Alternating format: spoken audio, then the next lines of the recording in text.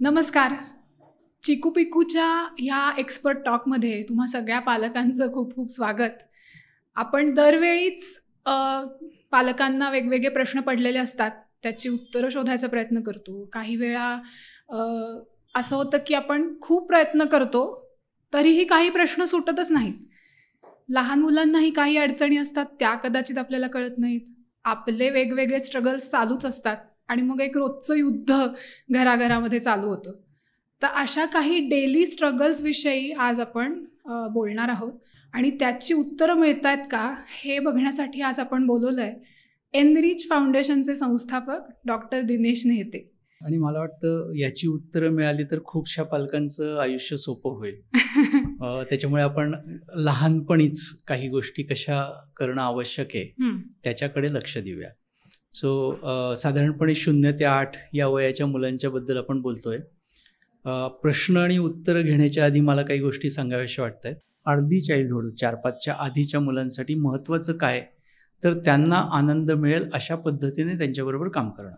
Okay. जिथं जिथं त्यांना आनंद मिळतो ते करणार. जिथं त्यांना त्रास होतो तो त्रास अवॉइड करण्याचा प्रयत्न करणार. त्याच्यामुळे आपण जर ते गोष्टी आनंदी करून दिल्या तर ते छान होतं. एक छोटंसं उदाहरण देतो. म्हणजे माझ्याकडे पालक काउन्सिलिंगला येतात. सो असंच एक आई काउन्सिलिंगला आली होती. मूल सकाळी लवकर उठत नाही, तयारी करताना अडचणी होतात, दात घासायला त्रास देतो. आणि मग मी त्यांना हे सांगितलं की मुलांना आनंद जिथं मिळतो ते आवडतं. तर त्यांनी एक छोटासा प्रयोग केला आणि मग मला म्हणले की आता खूप छान चाललाय. प्रयोग काय होता, तर सकाळी उठायच्या वेळेला त्याला अंथरुणातनं उचलताना बेडशीट सकट उचलायचा. ओके. आणि त्याला असा हवेतून वॉश बेसिन पर्यंत न्यायचा. बरं. जसं काही सुपरमॅन उडत उडत चाललाय. आणि मग तिथं सुपरमॅन दात घासायचा. ओके. मग पुढचं सगळं सुपरमॅन करायचा. सो त्या मुलाला ते एवढं भावलं होतं की त्याला त्या अंथरुणातनं झोपेतनं उचलला तरी पुढचा सुपरमॅन एवढा आनंद द्यायचा की राग येत नव्हता किंवा रडू येत नव्हतं. ओके. सो अशा गोष्टी आपण त्यावेळेला करू शकतो. तिथे त्याचा रेझिस्टन्स कमी झाला. आता मला ह्याच्यात मजा येते तर मी हे करीन असा एक. ओके, मस्त आयडिया आहे. सो ह्या झोपेच्याच रिलेटेड, म्हणजे सकाळी त्याला दात घासायचा स्ट्रगल होता, पण खूप मुलांना रात्रीच झोपायचं नसतं मुळात आणि त्यामुळे झोप पूर्ण होत नाही म्हणून ती सकाळी उठत नाहीत. तर रात्री वेळेवर झोपण्याची सवय कशी लावायची? का झोपत नाहीत मुलं असा जर विचार केला तर बेसिकली आता जग कळायला लागलेलं आहे. जगामध्ये खूप नवीन नवीन गोष्टी आहे आणि ते नाविन्य त्यांना अट्रॅक्ट करत असतं. जसं तुम्हाला तुमचा एखादा अनुभव असेल की आपण कुठल्या तरी एखाद्या वस्तू संग्रहालयाला भेट देतो किंवा प्राणी संग्रहालयाला भेट देतो आणि तिथं खूप सारे नवीन पक्षी, नवीन प्राणी बघायला मिळतात. आपल्याला ते बघायचे असतात आणि तिथले सिक्युरिटी गार्ड म्हणतात चला चला वेळ झाली पुढे निघा, आणि मग आपल्याला त्रास व्हायला लागतो. तसंच या मुलांचं जगातल्या सगळ्या गोष्टींचे अनुभव घ्यायचे आहेत, त्याच्यामध्ये मजा यायला लागलेली आहे आणि दिवस तर संपून जातोय. त्यांना तो संपू नये असं वाटतं आणि म्हणून ते झोपायला उशीर करतात. म्हणून त्यांना वेगवेगळ्या गोष्टी करायच्या असतात झोपताना. सो आपल्याला मात्र सवय लावायची आहे की त्यांनी वेळेत झोपलं पाहिजे. आता हे कॉन्ट्रॅडिक्टरी झालं.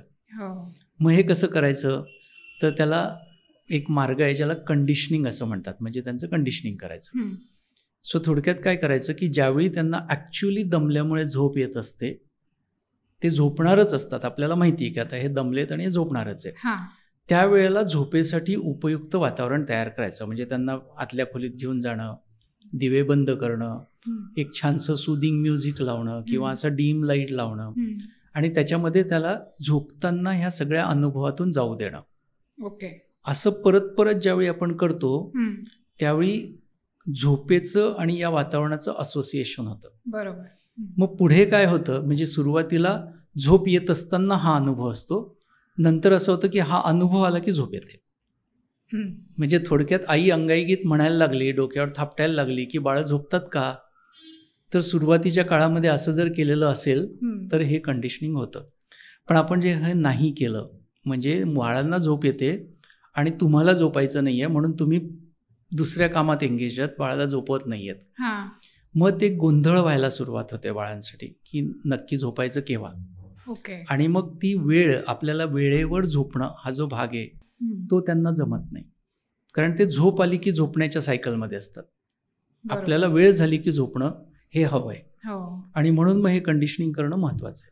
हे झालं की मग अगदी सोपं होतं. दिवे बंद झाले की बाळं झोपतात. सो हे कंडिशनिंग करणं आणि त्याच्यासाठीची शिस्त आपण सांभाळणं हे महत्वाचं. म्हणजे आपल्यासाठी पण ते सांभाळणं महत्वाचं आहे. कधीतरी बाहेर गेलो, एखाद्या दिवशी बुडलं तरी पुन्हा पुढचे 4 दिवस आपण सलग ते पाळणं हे महत्वाचं आहे. व्हेरी गुड, अगदी परफेक्ट, तसंच करायला हवं. आता लहान बाळं असतील तर हे सोपं जाणार आहे. मुलं मोठी झालेली असतील आणि असं होत असेल तर याला आता जास्त वेळ लागणार आहे. म्हणजे कंडिशन निर्माण होण्यासाठी तुम्हाला जास्त काम करावं लागणार आहे. मला असं वाटतं आणि थोडी आपली एम्पथी पण मुलांसाठीची वाढवायला पाहिजे. आपणही एखादी काहीतरी TV सिरीज बघत असतो, माहिती असतं आपल्याला झोप आली आहे, पण हे संपूच नाही असं जे वाटतं ते त्यांनाही वाटणारच आहे एवढं सगळं नवीन दिसत असताना. पण त्यांच्यासारखंच आपणही शिस्तीने झोपायची वेळ पाळायला लागेल. मस्त.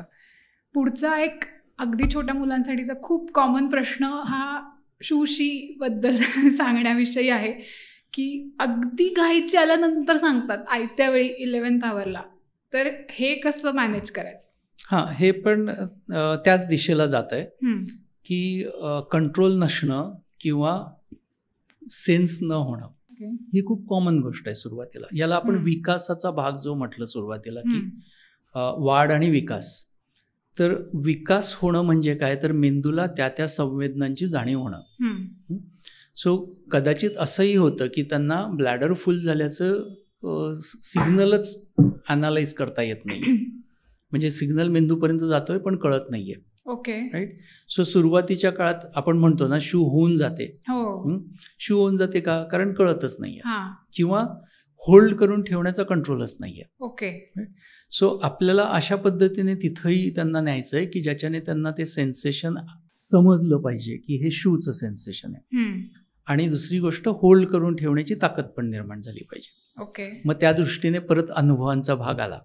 कंडिशनिंग इथं पण काम करतं. काही वेळेला तुम्ही अगदी ट्रॅडिशनल फॅमिलीमधून असाल, जॉईंट फॅमिलीतनं आपोआप पण पालक शिकलेले असतील की ते बाळांना बाथरूममध्ये नेतात आणि शू असा आवाज करतात. राईट. सो ते काय आहे, तर ते कंडिशनिंग करण्याचा प्रकार आहे. म्हणजे माहिती नाही त्याच्या मागे असं आहे पण करतात आणि मग त्याचं कंडिशनिंग होतं. म्हणजे सुरुवातीला बाळाला शू आलेली असते, काहीतरी पिरियडिकली आपल्याला माहिती असतं 2 तासांनी घेऊन गेलं की होणार आहे. तशा वेळेला आवाज केला की शू होण्याशी शू आवाजाचं असोसिएशन होतं. बरोबर. आणि मग नंतर तुम्ही बाथरूममध्ये नेलं आणि शू असा आवाज केला की त्याची शू होते.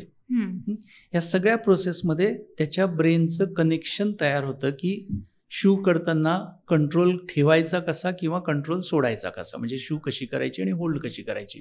ह्याचं ट्रेनिंग होतं, ब्रेनचं असोसिएशन होतं आणि ते करून घेणं खूप आवश्यक आहे. आपोआप होईल तेव्हा होईल, हा एक नॅचरल डेव्हलपमेंटचाही प्रकार आहे. काही पालक याच्याबद्दल काही अनॉईंग फिलिंग न ठेवता करतात आणि मग त्यांची मुलं अंथरुणात शू करतात, त्याच्याबद्दल कोणी त्याच्याबद्दल वाईट बोलत नाहीत आणि over the period of time मुलांना तो कंट्रोल येतो. पण तुम्हाला जर तो लवकर हवा असेल तर आपण या पद्धतीने जाऊन ते करून घेऊ शकतो. म्हणजे हळूहळू त्यांना कंडिशनिंगमुळे ते सेन्सेशनचं पण काय आहे, नक्की काय होतं आपल्याला हे कळेल आणि मग ती सांगायला लागतील. असं आपण म्हणूया आता की प्रत्येक सेन्स जो आहे तो सेन्स वापरायचा कसा याचं लर्निंग व्हावं लागतं. म्हणजे हाताला स्पर्श कुठे होतोय हे ओळखता येणं. काही वेळेला छोट्या शाळांमध्ये पाठीवर आकडे काढतात आणि ते ओळखायला लावतात किंवा आकार काढतात आणि ओळखायला लावतात. म्हणजे आपल्याला त्या स्पर्शाचं समज येणं की कुठे काय स्पर्श होतोय. दिसण्याचे स्पर्श आहे ज्याच्यात रंगबिंग आपण ओळखतोय, दिसण्याचे सिग्नल्स आहेत. सो प्रत्येक सेन्सला अनुभव देऊन त्याला तयार करून घेणं हा जो भाग आहे त्याला आपण लर्निंग साईड म्हणूया. शरीरामध्ये असे टोटल 22 सेन्सेस आहेत, आपल्याला 5च माहिती आहेत. त्याच्यातला ब्लॅडर फुल, स्टमक फुल, स्टमक एम्प्टी हे सगळे सेन्सेसच आहेत.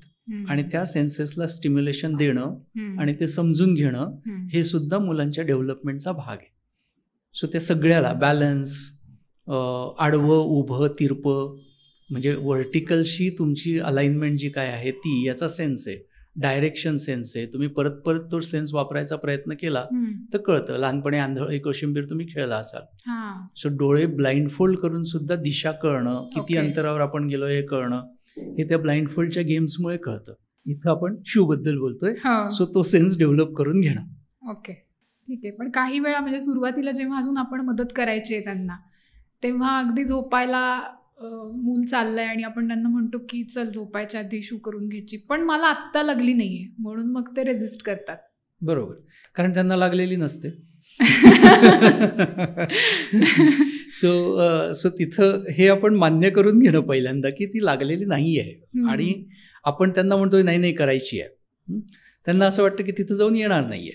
आता परत कंडिशनिंग केलेलं असेल तर तिथं गेल्यावर शू होते हे पण होऊ शकतं. म्हणजे तुम्ही लहानपणी बाळांना ज्यावेळी बाथरूममध्ये नेऊन उभं करता आणि शू म्हणता, तिथं आवाजाचं एक कंडिशनिंग आहे, दुसरं बाथरूममध्ये जाऊन उभं राहणं हे पण कंडिशनिंगच आहे. सो ते झालेलं असेल आणि त्यांना तो परत परत अनुभव असेल, तर तुम्ही ज्यावेळी म्हणता त्यावेळी ते बाथरूममध्ये जाता, उभे राहिले थोडा वेळ की आपोआप शू होते, थोडीशी झाली तरी शू होते. राईट. सो परत तोच मुद्दा आहे की आपण शिस्तीने रोज रोज त्यांना तिथं उभं करणं. होईल तेव्हा होईल, झालीच पाहिजे असंही नाहीये असं त्यांना सांगणं आणि करून घेणं. ट्राय करून मग झाली तर झाली, नाही. करेक्ट. आणि वेगळी गोष्ट अशी आहे की त्याला सांगणं, मग समजा कंट्रोल सुटला आणि रात्री अंथरुणात शू झाली तर त्यालाही वाईटच वाटतं, कारण त्याची झोप मोडलेलीच असते. मग त्याला सांगणं की बघ आता काल आपण शू करून घेतली असती तर असं झालं नसतं. किती वेळा सांगायचं, जोपर्यंत त्याला समजेल तोपर्यंत सांगायचं. सगळ्यात महत्वाचा पालकत्वातला महत्वाचा नियम हा आहे की मुलं शिकतायत आणि आपल्याला तोपर्यंत शिकवायचं जोपर्यंत ते शिकतील. पद्धती वेगवेगळ्या आपल्याला वापरता येतात, वेगवेगळे प्रयोग करून बघता येतात, पण आलंच पाहिजे आणि नाही आलं तर रागवणं, याच्याने शिक्षण होत नाही, याच्याने भीती वाटायला लागते. राईट. सो त्याच्यामुळे आपण सपोर्ट करून घ्यायचं. याच्याशीच निगडीत आणखी एक मुद्दा असा आहे की ठीक आहे, घरात असताना सगळं चांगलं असतं, पण शाळेत गेलं किंवा बाहेर गेलं की मुलांना शूशी सांगायची लाज वाटते किंवा भीती वाटते, किंवा शाळेत सांगतच नाहीत, मग होऊन जाते. तर त्याविषयी कसं मुलांशी बोलावं? सो ज्यांची मुलं लहान आहेत त्यांनी आत्तापासून सुरुवात करायची की शी शू इज नॉट शेमफुल. म्हणजे लहानपणापासून नेहमी लक्षात घ्या की तुमचे कुठलेच एक्सप्रेशन असे यायला नको की ज्याच्याने शेम डेव्हलप होईल. म्हणजे शू आली, शू झाली, पब्लिकली शू झाली तर त्याच्याबद्दल तुमच्या चेहऱ्यावरही उमटू देऊ नका, आणि बोलण्यात तर नाहीच नाही. झाली तर झाली, स्वच्छ करून घ्या, कपडे बदला आणि संपवा. कारण जर मनात भीती निर्माण झाली पब्लिकली शू करण्याबद्दल, तर मग पब्लिकली बोलण्याबद्दल पण ते शेमफुलनेस जातो आणि म्हणून ते सांगत नाहीत. हे खूप महत्वाचं आहे, कारण असं आपोआप होतं, असं आपलं नॅचरली येतं एक्सप्रेशन, पण अननोईंगली आपल्याकडनं ते होऊन जातंय. सो आपल्याला अवेअर पेरेंट व्हायचंय की आपल्याला याचा अवेअरनेस असला पाहिजे आणि आपण तो शेम किंवा फिअर डेव्हलप होऊ द्यायचं नाही.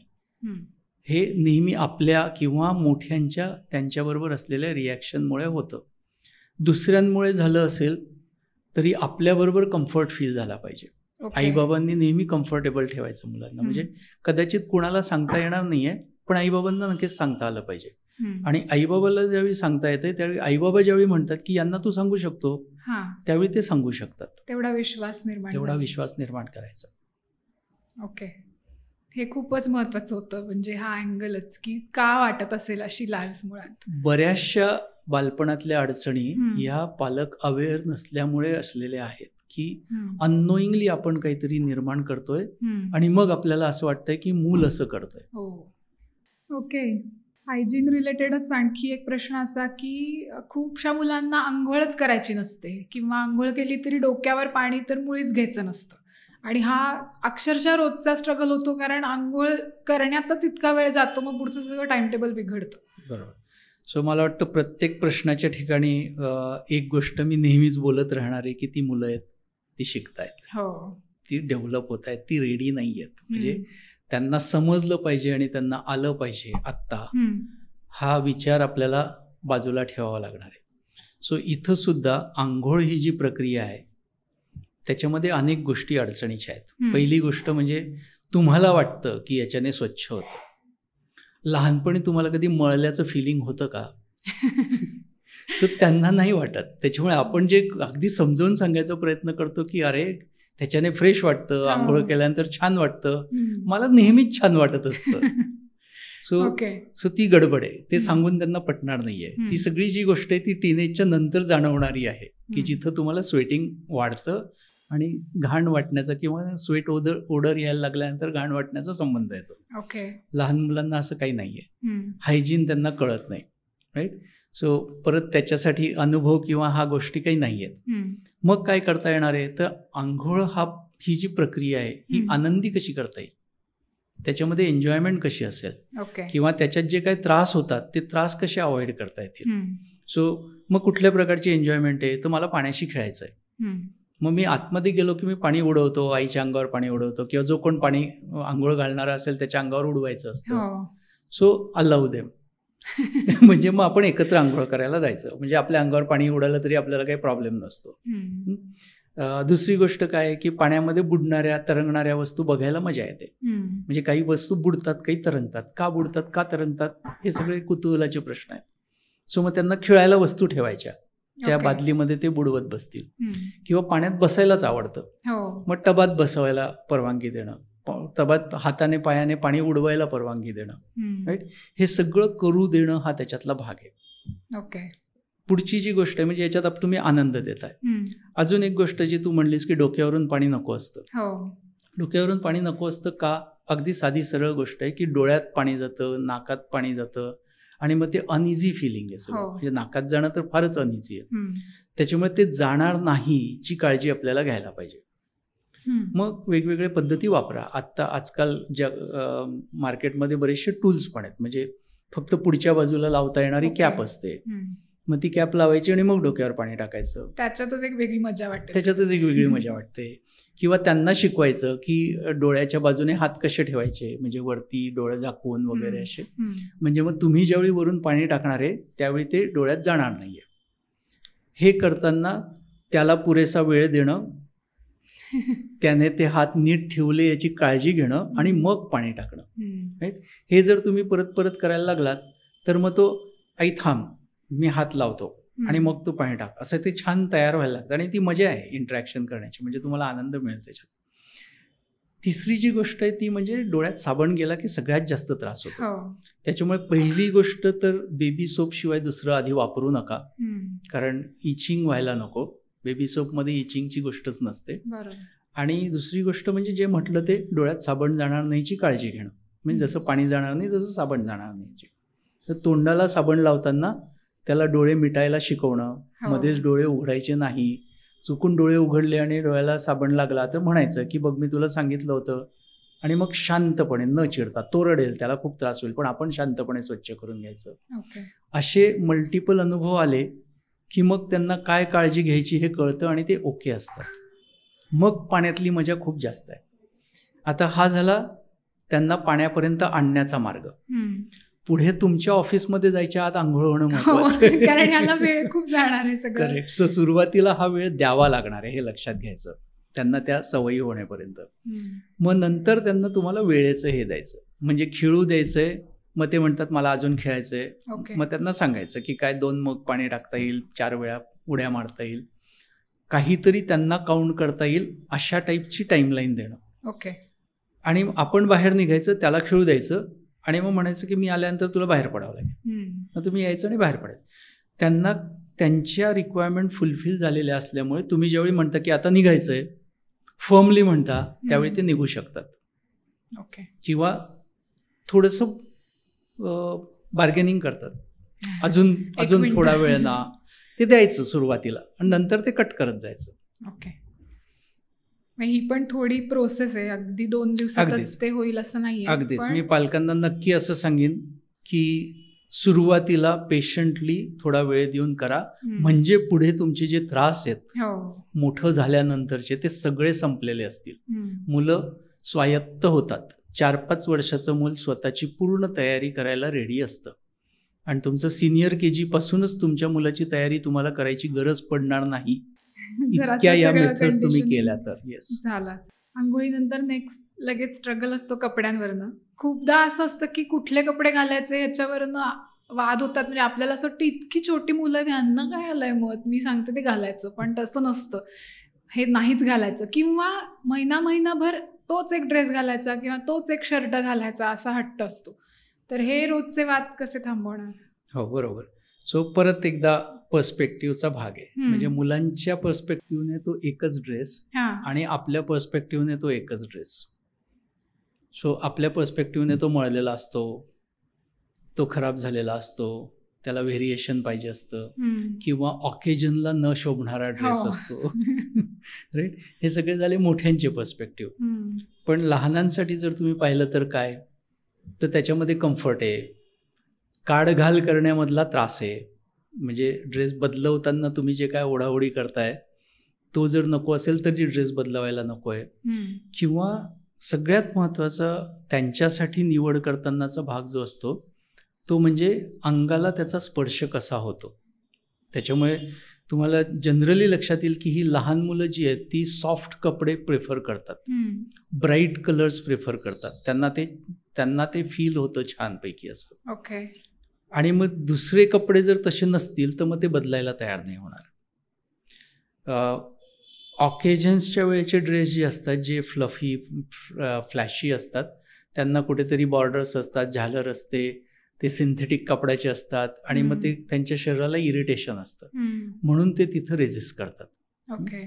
सो याला मार्ग काय, तर दोन प्रकारे. एक म्हणजे आपल्या मनातलं अनॉय फिलिंग काढून टाकायचं, त्यांच्यासाठी काही फरक पडत नाही. सो त्यांना परवानगी द्यायची एक ड्रेस जास्त वेळ वापरायची. किंवा सारख्या प्रकारचे किंवा त्यांना आवडणारे जे ड्रेस आहेत त्यांचे ऑप्शन द्यायचे, की मग आज हा तू घातलायस, आपण बदलून हा घालूया, किंवा या 3 पैकी घाल, राईट, जे त्यांना आवडणारे असतील. हे सुरुवातीला करायचं आहे.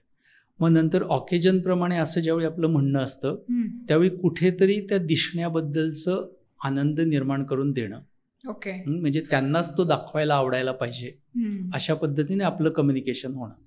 ते झालं की मग त्यांना ते ऑकेजनसाठी छान वाटणारे ड्रेस घालायला आवडतात. इरिटेट व्हायला लागले की लगेच बदलवायची परवानगी देणं. ओके. ते जर तुम्ही केलं, कारण त्या सगळ्या ड्रेसमध्ये ना गरम होणं, खरखर वाटणं शरीराला, हे सगळं असतं. ते जर आपण काढून टाकलं, ते जर त्याला लगेच काढायची परवानगी मिळणार असेल तर तो जास्त वेळ पण ठेवायला तयार होतो. तो ती जे कोण असतील. सो मुलांच्या पर्स्पेक्टिव्हने बघणं की का आहे आणि ते कारण दूर करण्याचा प्रयत्न करणं. ओके. हे आत्ताचे सगळे जे प्रश्न होते ते शेवटी पुन्हा घाई आणि वेळ पाळणे ह्याच्याशी पण येऊन थांबतात. जर आपल्याकडे खूप वेळ असेल तर कदाचित आपण सुद्धा एवढी घाई नाही करणार, पण हेही कुठेतरी डोक्यात असतं की मुलांना वेळेची शिस्त कळली पाहिजे, ठराविक वेळेमध्ये आवरून झालंच पाहिजे. हे कसं कळणार मुलांना, ह्याची सवय कशी लावायची? येस. सो याच्याकडे आपल्याला 2 प्रकारे बघता येईल. जसं मी म्हटलं की मुलांच्या बाजूने सेन्सिटिव्हिटी हा एक भाग आहे, आणि दुसरा जो आत्तापर्यंत आपण चर्चा केली त्याच्यात तुम्हाला लक्षात आलेलंच असेल की आपल्याला आधी काहीतरी करावं लागणार आहे आणि पुढे सोपं होणार आहे. सो आपण ठरवायचे की आपल्याला पेनी वाईज पाऊंड फुलिश व्हायचंय का आपल्याला वाईज व्हायचंय. So penny wise pound foolish म्हणजे काय, की आत्ता मी घाईघाई करणार आहे, सगळं करून घ्यायचा प्रयत्न करणार आहे आणि पुढे माझी मुलं तयारच नसणार आहे, त्याच्यामुळे आयुष्यभर मला जास्त वेळ द्यावा लागणार आहे. म्हणजे आत्ताच्या वेळ वाचवण्याच्या प्रयत्नात मला पुढेपर्यंत माझा वेळ द्यायचा आहे.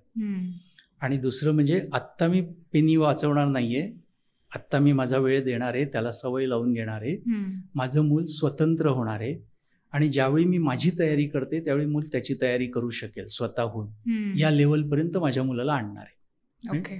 असं ज्यावेळी होईल त्यावेळी मुलं त्यांची तयारी करू शकतात. आता तुम्हाला वेळ तुमचा हातात आला. सुरुवातीला जर आपण हे केलं तर तुमचा वेळ खूप तुमच्या हातात आला, पण हे करून घेण्यासाठी आधी वेळ द्यावाच लागणार आहे, ते आपण विसरायचं नाही. सो त्याच्यामुळे आत्ता जे तुम्हाला ऑफिसचं टायमिंग आहे, सगळं जे आहे त्याला एक मार्जिन निर्माण करणं महत्त्वाचं आहे. मग मार्जिन निर्माण करण्यासाठी मुलाला लवकर उठवणं महत्त्वाचं आहे, मुलाला लवकर झोपवणं महत्त्वाचं आहे. सो हे जे आपण आत्तापर्यंत सगळं पाहिलं त्याच्याप्रमाणे त्यांना शिस्तीने, आपल्या स्वतःच्या शिस्तीने त्यांना लवकर झोपवणं, म्हणजे ते वातावरण निर्माण करून ते झोपतील याची काळजी घेणं, ते एकदा झोपले की त्यांची झोप डिस्टर्ब होणार नाही याच्यासाठीचं वागणं तयार करणं घरातल्या सगळ्यांनी, म्हणजे सकाळी ते वेळेत उठतील. ते वेळेत उठले तर पुढच्या गोष्टी परत आपण ज्या सवयी लावतोय त्याच्याप्रमाणे करून घेणं, हे सगळं करावं लागणार आहे. हे सगळं सहज होईल का तर नाही होणार आहे, पण हळूहळू त्यांना ती सवय लागेल आणि मग ते करायला लागतील. सो या पद्धतीनेच जावं लागेल. त्यांना नाही कळणार आहे की टाईमचं प्रेशर काय आहे, हे महत्त्वाचं कसं आहे, आईला उशीर झाला तर काय होतो. थोडा वेळ कळेल, परत गडबड होईल. पण त्यांना ज्यावेळी त्यांचं काम करण्यातली मजा यायला लागेल त्यावेळी ते स्वतःहून तयार होतील. ती मजा येऊ देणं हा एक खूप महत्त्वाचा भाग आहे. म्हणजे मागून फटके मारणं आणि पुढे ढकलणं, त्याऐवजी पुढे काहीतरी अट्रॅक्शन निर्माण करणं आणि त्याच्याकडे जावंसं वाटणं, हा त्याच्यातला महत्त्वाचा भाग आहे. म्हणजे सकाळी ते तुमच्याबरोबर तयार होत आहेत, याला तुमच्या रिॲक्शन्स कशा आहेत, काय चुकतोय, कसा रेंगाळतोय ह्याच्याकडे आहे का, काय पटकन केलं, काय मस्त येतं, काय अजून छान होतं, ह्याच्यात अजून काय करता येईल, अशा रिॲक्शन्स आहेत. सो तुमच्या रिॲक्शन्स बदलायला लागल्या की त्यांना ते करण्यातला आनंद मिळायला लागेल. आनंद मिळायला लागला की ते करतील. केलं की वेळ आपोआप कमी व्हायला लागेल. सो परत तीच वाक्य, मुलं शिकतायत, मुलं घडतायत, आपल्याला त्याला मदत करायची. मदत करताना पनिशमेंट आणि राग ह्याच्यापेक्षा आनंद मिळवण्यासाठीच्या ज्या गोष्टी असतील त्याच्यातनं करा. आधी सवय निर्माण होऊ द्या, मग परफेक्शनकडे जा. डायरेक्ट परफेक्शनकडे जाऊ नका. मला वाटतं आणि हा मुद्दा पण नेहमी लक्षात ठेवण्यासाठी खूप उपयोगी आहे की मागणं ढकलण्यापेक्षा पुढे काहीतरी असं छान आनंदाचं दाखवायचं की त्यांना आपोआपच ते करावं. बरोबर. मग आवरण्यात आपण रेस लावूया, बघू कोणाचं आधी होतं वगैरे, असं काहीतरी प्रत्येक पालकाला कोणाचं छान होतं हे पण करायचं. म्हणजे नुसतं फास्ट, नुसतं स्पीड नको. हो बरोबर. प्रत्येक काय म्हणायचं, मूलपालक जोडीप्रमाणे त्यांचे असे उपाय त्यांना शोधता येतील. पण सो आता तू हा मुद्दा घेतलाच आहे म्हणून मला बोलावं असं वाटतंय की कोणीतरी सांगतं आणि आपण करतो, या फॉर्मॅटमध्ये करू नका. कारण आपल्या मुलाला कशात आनंद मिळतोय हे फक्त आपल्यालाच कळू शकतं. दुसऱ्यांच्या मुलाला त्याच्यात आनंद मिळाला म्हणून माझ्याही मुलाला याच्यात आनंद मिळाला पाहिजे या विचारातून जर तुम्ही केलं तर तुम्ही फसाल. प्रत्येकाचं मूल आपण आपलं समजून घ्यायचं. आपलं मूल वेगळं असतं. सगळ्यांना एकाच गोष्टीत आनंद मिळत नाही. या अनुषंगाने जस्ट एक विचारावं असं वाटलं की एवढ्या छोट्या मुलांना मुळात वेळ आणि घड्याळ कळतं का? आपण म्हणतो बघा तो काटा याच्यात आवरून झालं पाहिजे, पण हे त्यांना कळतं का त्या वयात? घड्याळ आणि वेळेचा अंदाज नाही कळत, पण तो काटा सरकताना दिसतो ना, आणि ही पोझिशन आणि ही पोझिशन असं काहीतरी कळू शकतं. म्हणजे 12 वरची पोझिशन, 3 वरची पोझिशन. मग आपण असं म्हणू शकतो की तो काटा 3 वर येईपर्यंत तुला हे करायचंय. आणि मग ते त्याच्याकडे बघत करतात. मग त्यांना लक्षात येते की आता इतका सरकलाय, आता इतका सरकलाय, आता इतका सरकलाय. सो त्यांना वेळ नाही कळते, पण तो काटा दिसतो, त्याच्यामुळे त्याच्याप्रमाणे ते त्यांचा स्पीड कमी जास्त करतात. म्हणजे त्याही दृष्टीने असं काहीतरी 3:15 पर्यंत कर म्हणायच्या ऐवजी इथपर्यंत हा काटा इथपर्यंत आला की झाला पाहिजे. ते सुद्धा चॅलेंज वाटून कदाचित त्यांना. आणि तुम्हालाही अंदाज घ्यायला पाहिजे की त्याला किती वेळात जमतंय. Unrealistic expectation. आता खूप मोठा भाग आपण हा सगळा हायजीन रिलेटेड आणि सवयींचा बोललो, तसाच आणखी एक मोठा भाग हा खाण्यापिण्याच्या सवयींविषयीचा आहे. खूप पालकांचे प्रश्न याविषयी आहेतच, तर ते एक मी हवं तर विचारते. नवीन कुठलेही पदार्थ ट्राय करायचे नसतात याला काय करायचं? फार छान गोष्ट आहे. नवीन कुठलेही पदार्थ ट्राय का करायचे नसतात हा परत माझी सुरुवातच अशी होते की मुलं का करत नसतील किंवा मुलांची बाजू काय असेल. तर मग आपण असं म्हणूया की टेस्ट बर्ड्स डेव्हलप न होणं असं जे म्हटलं जातं म्हणजे काय, तर वेगवेगळ्या पदार्थांचे वेगवेगळे अनुभव आहेत. जर आपण काहीतरी वाढलं आणि ते सगळं खावं लागेल असं असेल तर नवीन ह्याच्यात मी का पडायचं? म्हणजे जसं तुमच्यासाठी असतं ना, तुम्हाला जर म्हटलं की या रस्त्याने नको जाऊ, त्या रस्त्याने जा, तर जो रस्ता आपला नेहमीचा असतो तोच आपण प्रिफर करण्याचा प्रयत्न करतो. दुसरीकडनं गेल्यानंतर पुढे काय असेल, कसं असेलचा सगळा प्रश्न असतो. वेळेत पोहोचू का नाही पोहोचू वगैरे असं सगळं आपल्यासाठी असतं. तसंच यांच्यासाठी जर आई मला एखादा पदार्थ वाढला की खायलाच लावत असेल तर मग ती नवीन चव आली आणि मला ती नाही आवडली तर मला तेवढं खावं लागणार आहे ना.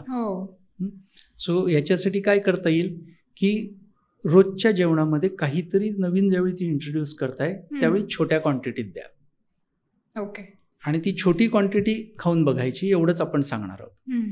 ते खाल्ल्यानंतर ते म्हणले की मला नको, तर त्या दिवशी नको, बरं, पुढच्या वेळी परत इंट्रोड्यूस करणार, पुढच्या वेळी परत ती छोटी क्वांटिटी खायची आहे. पण तिथे पहिल्याच घासाला स्ट्रगल असतो ना, बरोबर. काहीतरी वेगळं. पण मागच्या वेळेचा अनुभव काय आहे की मी नाही म्हटलं त्यावेळी मला थांबता आलं होतं. त्याच्यामुळे आज पण मला थांबता येणार आहे ना. ओके. सो मी परत खाणार आहे ते. राईट. पण जिथं थांबता येणार नाहीये तिथं माझा रेझिस्टन्स वाढतो. ओके. सो अशा तुम्ही चवी इंट्रोड्यूस करा ज्या पहिल्यांदा दुसऱ्यांदा देतायत त्यावेळी क्वांटिटी कमी असणार आहे. मग कुठेतरी त्याला ती चव हळूहळू मॅनेज व्हायला लागते. ओके. आणि मग त्याची क्वांटिटी वाढवता येते. राईट. सो जी आवडते तो मागेल परत, त्याला परत देताच येणार आहे. म्हणजे नवीन चव इंट्रोड्यूस केली, त्याने खाल्ली, त्याला आवडली आणि त्याला अजून हवंय, तर मग आपण देऊच शकणार आहोत. आणि मग कदाचित ह्याचा रेफरन्स पुढे देता येईल की मागच्या वेळी नाही का तू हे ट्राय केलंस, तुला आवडलं होतं, तसंच कदाचित हे पण छान असेल. Correct, exactly. असं पण करता येईल. सो बेसिकली नवीन याच्यात ॲडव्हेंचर करणं जे अननोन टेरिटरीची फिअर असतं तसंच चवीचं पण असणार आहे. ओके. ते आपण त्यांना अनुभव कसा दिलाय मागे त्याच्याप्रमाणे ते करतील. आणि मग प्रत्येक टेस्ट करून तर बघू, कारण पुढे कंपल्शन नाहीये. राईट. याच्यातून टेस्ट करतील आणि मग जास्तीत जास्त चवी निर्माण होतात. ओके. उदाहरण देऊन टाकतो माझ्या बायकोने जे काय केलंय ते, म्हणजे तुम्हाला त्याचाही विचार करायचा असेल तर करता येईल. तर तिने माझ्या मुलाला असं सांगितलं होतं की पहिल्यांदा जे वाढलंय ते तुला खावं लागेल आणि त्याच्यानंतर तू मागशील ते मिळेल. ओके. नंतरच्याला बंधनच नव्हतं. सो पहिलं जे असायचं ते साधारणपणे त्याच्या कपॅसिटीच्या त्याच्या आहाराचा अर्धा भाग एवढं वाढलं जायचं. म्हणजे कुठलीही नवीन भाजी असली तरी ती वाढली जाणार आहे.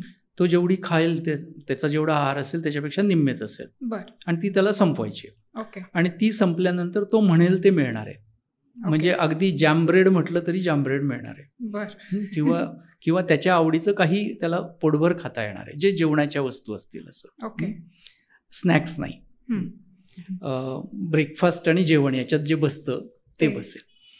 आणि मग त्याच्यामुळे त्याला सगळ्या चवी पुरेशा खायला मिळाल्या आणि पुढचं फ्रीडम असल्यामुळे त्याने हे ओके केलं.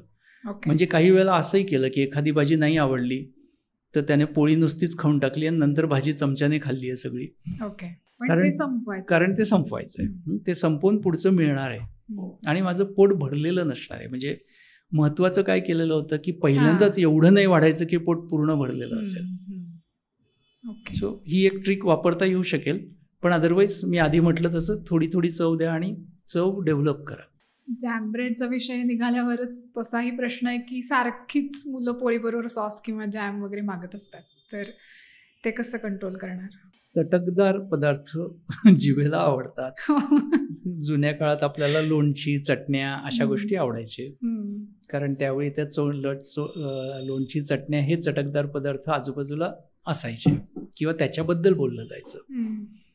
आता काही वेळेला लोणची, चटण्या मुलांना नको असतात. त्यांना फक्त सॉस आणि या टाईपच्या जॅम आणि सॉस मार्केटमध्ये मिळणाऱ्या गोष्टी हव्या असतात.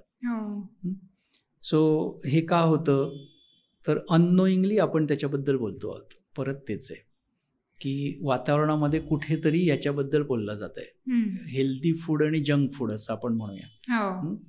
सो आपल्याला मुलांपर्यंत काय म्हणायचं आहे, पोचवायचं आहे की there is a healthy food, there is a tasty food. Junk फूडच्या ऐवजी टेस्टी फूड असं. सो जंक फूड म्हणायच्या ऐवजी टेस्टी फूड. तुम्हाला जंक फूड आवडतं काय, कारण ते टेस्टी आहे.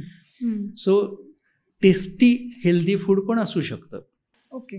आणि नॉन टेस्टी हेल्दी फूड पण असू शकतं. सो आपल्याला टेस्टी हेल्दी फूड कॅटेगरीकडे जर जाता आलं तर मुलं जंक फूडकडे जाणार नाहीयेत, कारण त्यांचं ऍक्च्युअली इच्छा ही टेस्टी फूड हवी आहे, चटकदार गोष्टी हव्यात. अर्थातच चटकदार गोष्टी सुद्धा काही हेल्दी नसतात सगळ्याच. त्याच्यामुळे तिथं तो प्रश्न येईल, तिथं तो बॅलन्स हवा आहे. मला वाटतं चिकू पिकूचं मागचं एक सेशन झालंय की ज्याच्यामध्ये असे कोणते पदार्थ आहेत की जे या फॉर्ममध्ये बसतात, तिथून ते पिकअप करता येतील. म्हणजे मी त्याच्यावर जात नाही, पण बेसिकली मुलांना थोडंसं टेस्टी फूड हवं असतं. ते देताना तुम्ही एवढंच बघा की ते जंक साईडला जाणार नाही आणि मग तुम्ही ते इंट्रोड्यूस करत ॲडजस्ट करा. परत तेच आहे की त्यांना जर से असेल सगळ्या गोष्टींना, त्यांना जर तुमच्याबद्दलचा विश्वास वाटत असेल की बळजबरी होणार नाहीये, तर ते कोऑपरेट करायला तयार असतात. ज्यावेळी ते वाटतं की माझ्यावर इम्पोजच होणार आहे, त्यावेळी गोष्टी वेगळ्या व्हायला लागतात. ओके. अजून एक म्हणता येईल हां. की एक शिस्त जी आपण फक्त मुलांकडनंच अपेक्षा करतो ती पालकांमध्ये पण असणं आवश्यक आहे. म्हणजे फर्मली पण प्रेमाने, म्हणजे फर्मनेस असला पाहिजे आणि इरिटेशन ॲजिटेशन नको सांगताना. असं जर आपण सांगत गेलो तर मुलं फॉलो करायला सुरुवात करतात. ओके. म्हणजे नाही मिळणार सॉस म्हणजे नाही मिळणार. चिडलायत का? नाही. त्यांच्यासमोर तुमच्या डोळ्यात काही राग वगैरे दिसतोय का? नाही. पण तुम्हाला माहिती आहे की हे बरोबर नाही आणि तुम्ही म्हणताय की मी देणार नाही. तुमचा फर्मनेस दिसला पाहिजे. राईट. आणि मग त्याच्याऐवजी दुसरं काही टेस्टी हवं आहे का? मला सांग, मी ते देईन. ओके. जे जंक कॅटेगरीत येणार नाही. राईट.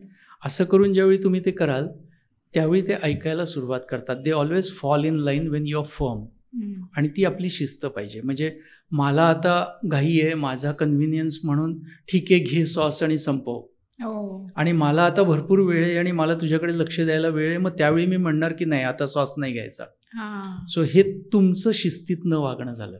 आणि मग तसं झालं की मुलांना कळतं की कुठे कुठे मला पुश करून घेता येतं. सो ते व्हायला नको आहे. म्हणजे तुम्हाला जर खऱ्या अर्थाने मुलांना शिस्त लावणं नावाची गोष्ट हवी असेल तर तुमच्यातला फर्मनेस आणि तुमच्यातली डिसिप्लिन खूप महत्वाची आहे. आपल्या कन्व्हिनियन्सनुसार त्यांना सवय लावू असं न करता आपल्यालाही मुळात ती शिस्त पाहिजे. पण हे जेव्हा आपण म्हणतोय बाहेर खरोखरच इतकं अवेलेबल आहे, बिस्किट, चॉकलेट, केक, काय मित्रमंडळींचं बघितलं जातं, त्याच्याविषयी बोललं जातं किंवा कोणी येणारेही देतात, मग मागितलं जातंच मुलांकडनं. तर त्याचा बॅलन्स कसं ठेवणार की सारखाच हट्ट होत असेल याच्याविषयी तर? आता हे कसं सांगायचं मला नीटसं नाही मांडता येणार कदाचित. अनुभवाचा भाग आहे हा, अनुभवून तुम्हाला करता येतं. पण लहानपणापासून मुलांमध्ये आपण जर आपल्याबद्दलचा विश्वास निर्माण केलेला असेल, ओके, म्हणजे प्रत्येक वेळी अशा गोष्टी बोलल्या गेलेल्या असतील की ज्या त्याच्यासाठी हॅपीनेस देणाऱ्या आहेत आणि ज्यावेळी त्या अनकम्फर्ट साईडला जाणार आहेत किंवा ज्याच्यासाठी हार्मफुल असणार आहेत त्यावेळेला त्याचे हार्मफुल अनुभव आलेले आहेत. म्हणजे तुम्ही सांगितलं आणि त्याला अनुभव आला. ओके. म्हणजे तुम्ही म्हणताय की असं असं खाल्लं तर पोट बिघडतं आणि त्याचं पोट बिघडलंय. ओके.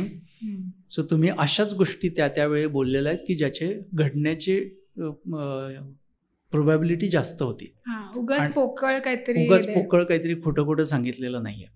तर मग तुमच्या बोलण्यावर मुलांचा विश्वास बसतो. मग आईबाबांवर ज्यावेळी विश्वास असतो त्यावेळी जग काही करू देत, आईबाबांनी सांगितलेलं उचललं जातं. आणि हे अगदी 16-17 वर्षापर्यंत सुद्धा हे फॉलो होतं. त्याच्यानंतर परत थोडंसं डळमळतं, पण तिथं तुम्ही परत वेगळं वागलात की ते पुढे कंटिन्यू होऊ शकतं. सो ट्रस्ट डेव्हलप करणं हा दुसरा महत्वाचा भाग आहे. मुलांना आईबाबांबद्दल विश्वास वाटला पाहिजे. ते जर म्हणतायत ना तर त्याच्यामागे काहीतरी नक्की आहे हे त्यांना पटलं पाहिजे. तुम्हाला वाटून उपयोग नाही. आणि त्यांना पटण्यासाठी तुम्हाला तसे अनुभव दिलेले असले पाहिजे. आणि मला असं वाटतं की कधीतरी मग ह्या निदान खाण्यापिण्याच्या गोष्टीत थोडंसं कधीतरी आपणही लूज सोडलं की एखादा दिवस चालेल आठवड्यातनं किंवा आठवड्यातनं तुला 2 चॉकलेट्स मिळतील आणि मग ते तू ठरव कधी खायचंय, अशी सूट दिलेली चालेल का? हा शिस्तीचा भाग आहे. म्हणजे ही सूट देऊन चालते, पण ही सूट देतात त्यावेळी परत तो तुमच्या शिस्तीचा भाग आहे. तुम्हाला ट्रॅक ठेवावा लागणार आहे की 2 सांगितले, 2 झाले का नाही झाले, आणि 2चे 3 करायला परवानगी आहे का नाही. हे सगळं तुम्हाला त्यावेळेला ठरवावं लागणार आहे. सो परत हे सगळ्यांना एकसारखंच लागू पडेल असं नाही. प्रत्येक मुलांच्या टेम्परामेंट्स वेगळ्या असतील. काहींसाठी हे जास्त स्ट्रिक्टली करावं लागेल, काहींसाठी निगोशिएशन जास्त वेळ करावं लागेल. पण ते आपलं आपण ठरवायचं की आपल्या मुलाला कसं केलं की जास्त तो अलाइन होतो आणि कसं केलं की तो उलट्या बाजूला जातो. सो ते जजमेंट घेऊन या गोष्टी करायच्या आहेत. पण तरी सुद्धा राग आणि शिक्षा हा भाग नाही. पण कम्युनिकेशन, फर्मनेस आणि एक्सपिरियन्सेस, म्हणजे त्याला ते अनुभव मिळतील याची काळजी घेणं. आणि मग आता या कुठल्याही बाबतीत नाही म्हणलं किंवा काही मनासारखं नाही झालं, मोबाईल मागितला नाही दिला की खूप मुलं एकदम चिडतात आणि मग अशा वेळी ओरडणं, मारणं, किंचाळणं, आईचे केस ओढणं असं खूप मुलांमध्ये दिसतं. तर याच्यासाठी काय करायचं? परत 2 प्रकारे बघू याच्यात. म्हणजे मुलांचं ओरडणं, किंचाळणं, वस्तू फेकणं, टँट्रम्स, हा नॅचरल जो भाग आहे तो आहे की इमोशन्स वेंट आउट करायला जागा नसणं. म्हणजे ते ज्यावेळी डिस्टर्ब होत आहेत त्यावेळी त्यांना समजून घेणारे आजूबाजूला नाही असं त्यांना वाटणं किंवा त्यांना समजून घेतलं जात नाहीये. आपला सगळा राग, आपण सगळे जे फुटतो ते ॲक्युम्युलेट झाल्यानंतर फुटतो. म्हणजे परत परत परत परत घटना ज्यावेळी मनाविरुद्ध होतात आणि आपल्याला ते असह्य होतं त्यावेळी आपण रागवतो, ओरडतो किंवा वेडेवाकडे वागतो. सो ही नॅचरल प्रोसेस आहे.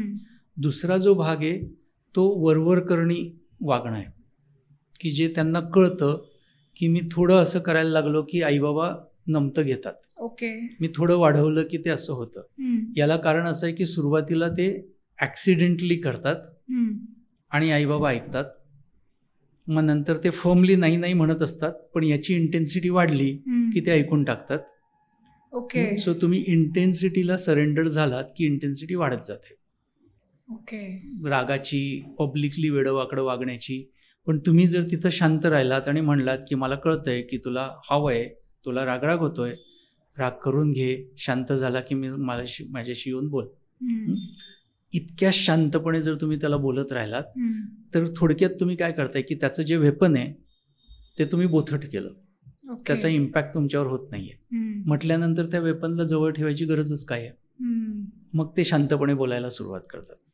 पण ही जी मधली लाईन आहे ही ओळखणं महत्वाचं आहे की ॲक्युम्युलेटेड फ्रस्ट्रेशन आहे, राग आहे की कंडिशनिंग होतं, ॲडजस्ट.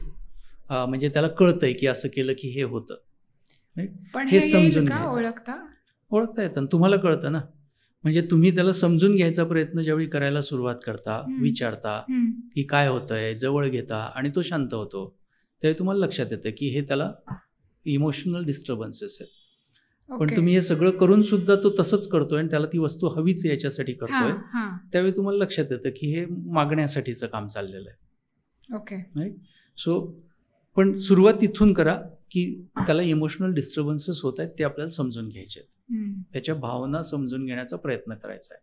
आपण शांतपणे प्रेमाने त्याला जवळच घ्यायचे, आपण उलटी रिॲक्शन द्यायची नाही आणि कितीही हट्टाची इंटेन्सिटी किंवा हे ओरडणं मारणं झालं तरी फर्म राहायचं आहे. करेक्ट. असं जर तुम्ही केलं तर ते सगळं मॅनेज होतं. सो मे बी अवघड असेल पण टिकून राहा आणि करत राहा. अवघड का असं जर मी विचारलं तर अवघड याच्यासाठी आहे की तुमचं मूल वेडंवाकडं वागल्यानंतर समाज किंवा आजूबाजूची लोक तुम्हाला जे बोलतात ते सहन करायला आपल्याला कठीण जातं. म्हणजे अशी काय आई आहे, याचं मूल किती बिघडलंय हे ऐकू यायला लागलं की आपल्याला वाटतं की त्याला 2 धपाटे घ्यावे आणि शांत करावं. पण ते जर आपण ऐकून नाही घेतलं आणि म्हटलं की मला माझ्या मुलाबरोबर काय करायचं ते मला माहिती आहे आणि तसं मी करेल, तर मग तुम्हाला सोपं जातं. आपल्याला आपल्या इमेजचा पण खूप आणि तो खूप सटल आहे, ते लक्षात येत नाही. बरोबर. ओके, मस्त. आय थिंक छोट्या वयोगटातल्या मुलांचे बऱ्यापैकी डेली स्ट्रगल्स जे आहेत ते आपण यावेळी बोललोय. जसजसं वय वाढेल आय एम शुअर की 7-8च्या पुढच्या मुलांचे काहीतरी वेगळे प्रॉब्लेम्स असणार आहेत. त्याच्याविषयी आपण हवं तर वेगळा आपण एक टॉक घेऊया. म्हणजे मी असं म्हणेन की आतापर्यंत आपण जे पाहिलं ते साधारणपणे 5 वर्षापर्यंत अगदीच लागू पडणार आहे. बरोबर. आणि ज्यांची बाळं आहेत, ज्यांना लहान मुलं आहेत, जी आता 3-4 वर्षाची आहेत असं, सो त्यांनी जर या पद्धतीने वागायला सुरुवात केली तर त्यांचं आयुष्य खूपच सोपं होणार आहे. म्हणजे शाळेत जाईपर्यंत मुलं खूप व्यवस्थित झालेली असणार आहे. बरोबर. ज्यांची मुलं पुढे गेलेली आहेत आणि तरी असं काहीतरी दिसतंय, तिथं हेच करून जमतं, पण आत्ता जितकं सहजपणे जमेल तितकं तिथं सहजपणे नाही जमणार. म्हणजे आपल्याला ते जास्त वेळ करावा लागेल, आपला पेशन्स जास्त लागणार आहे. त्यांच्यासाठी काय करायचं हे आपण वेगळ्या ह्याच्यात बघू शकू. सो या सगळ्या प्रश्नांसाठी कॉमन तुम्ही जे म्हणताय पुन्हा पुन्हा जे सांगितलं तर ते एकदा थोडक्यात रिकॅप घेतल्यासारखं करूयात का, की कुठलेही डेली स्ट्रगल्स आहेत त्याला पालकांनी अप्रोच करताना साधारण काय लक्षात ठेवावं? राईट, अगदीच. फारच मस्त, छान तुम्हाला हे म्हणायला लावलं, हे चांगली गोष्ट आहे. एक गोष्ट पक्की मनावर कोरायची की मुलं अजून पूर्ण तयार झालेली नाहीत. ती वाढतायत, ती घडतायत, ती शिकतायत. पालकांचं काम ते वाढत असताना लागणारा सपोर्ट, ती विकास पावत असताना लागणारे अनुभवाची संधी देणं आणि ती शिकण्यासाठी लागणारं मटेरियल देणं. सो अशा पद्धतीने आपण करू तर साधारणपणे 14-15 नंतर आपली मुलं पूर्ण शिकलेली असतील असं आपण म्हणूया या सगळ्या गोष्टींबद्दलचं. तोपर्यंत आपल्याला हे करायचं आहे. दुसरी गोष्ट की जशा आपल्याला भावना आहेत तशा मुलांना पण आहेत, अगदी छोट्यांना सुद्धा आहेत. त्याच्यामुळे त्यांच्या भावना का दुखावल्या जात आहेत किंवा डिस्टर्ब होत आहेत हे ओळखायचा प्रयत्न करणं. त्यांना सांगता येणार नाही, हे ओळखायचा प्रयत्न करणं, त्यांना सुद्धा त्यांच्या भावना समजायला मदत करणं आणि भावनिक कम्युनिकेशन त्याच्यातून घडवून आणणं हे आपल्याला करायचं आहे. सो प्रत्येक त्यांच्या वागण्याच्या मागे त्यांची एक बाजू आहे आणि ती मला समजून घ्यायची आहे. हा दृष्टिकोन ठेवणं खूप महत्वाचं आहे. म्हणजे मला शिस्त लावायची, त्याला शिस्त लागलीच पाहिजे हा एकतर्फी विचार आहे. त्याला का त्याच्यात बसायचं नाहीये, त्याला काय अडचणी येत आहेत हे समजून घेऊन मग त्याला आणणं हा वेगळा विचार आहे. बरोबर. तो विचार तुम्ही ठेवाल त्यावेळी तुम्हाला आपोआप रस्ते सापडतील. रस्ते सापडण्यासाठी आपले आधीची जे पक्की मतं असतात ती थोडीशी बाजूला ठेवावी लागतात. म्हणजे मुलांना शिस्त लागलीच पाहिजे असं जर घट्ट मत असेल तर मग आपण त्या इतक्या वेळात इतकं झालं पाहिजेच्या मागे लागतो आणि मग गडबडतं. पण शिस्त लागली पाहिजे ही अपेक्षा आहे, हळूहळू लागेपर्यंत मी सपोर्ट करत राहीन असा जर विचार केला तर मग सगळ्यांना शिस्त लागू शकते, मग कोणीच गडबडीत राहत नाही. तिसरी गोष्ट जी आपण म्हटलं ते की पुश करणं, स्ट्रक्चरमध्ये फिट करण्याचा प्रयत्न करणं, याच्यापेक्षा स्ट्रक्चरमध्ये असल्याचा आनंद निर्माण करणं किंवा त्या सगळ्याचाच मजा यायला लागणं अशा पद्धतीने मांडणी करणं हे आपण करायला पाहिजे. ते केलं की मुलं आपोआप मोटिवेटेड असतात आणि ते त्याच्यात जातात. अर्थातच हे थिअरॉटिकली बोलणं सोपं आहे, प्रत्येकाला हे विचार करता येतील का तर आज नाही, पण तुम्ही जर इच्छा ठेवली की मला पण करता यायला पाहिजे तर हे जमू शकतं, सगळ्यांना जमू शकतं.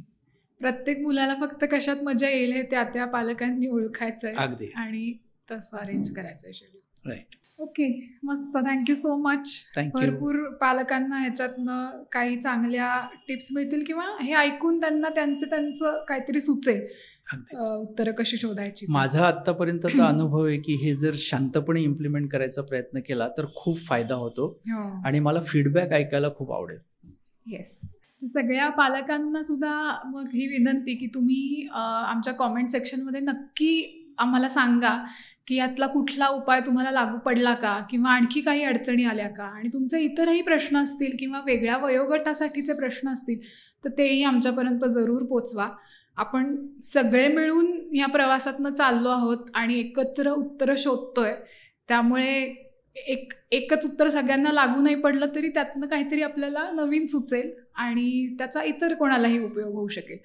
त्यामुळे तुम्ही हा पॉडकास्ट नक्की इतरांशी पण शेअर करा, कमेंट करा आणि आमच्या यूट्यूब चॅनलला सबस्क्राईब करा. पुन्हा भेटूया पुढच्या एक्सपर्ट टॉकमध्ये.